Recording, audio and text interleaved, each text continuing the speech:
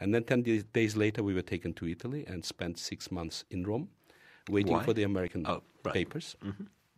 And so those were extraordinary 6 months of living in the free world.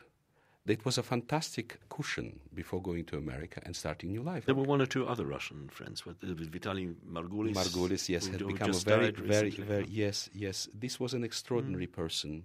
He was a wonderful pianist. He was more than a pianist. Piano was just an instrument of expression. And from him I have received one of the greatest lessons in my life. He was a professor of Leningrad Conservatory. He could have been my father by age. And in Rome we became very close. And one day he was invited to go to Germany, to Freiburg, to give masterclass and a recital, as a result of which he was offered professorship. He was the first one of us who actually had a concrete, specific future, not only a dream of one. And so he came back to Rome on the train. I was at the train station, as many of us were there, greeting him like a hero.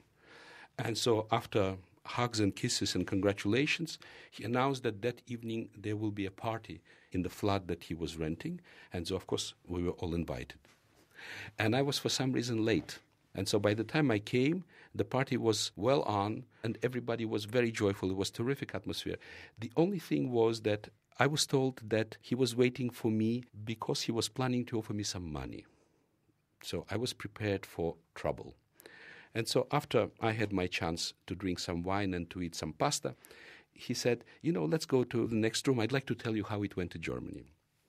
So, of course, we went, and he started telling me how the masterclass went, how the recital went, how warmly he was greeted by the Germans.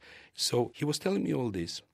And finally he said, I made a little bit of money. I think he made about $500. I think that was the fee that he received. He said, I would like to share it with you. He offered me $20, and I didn't want to take it.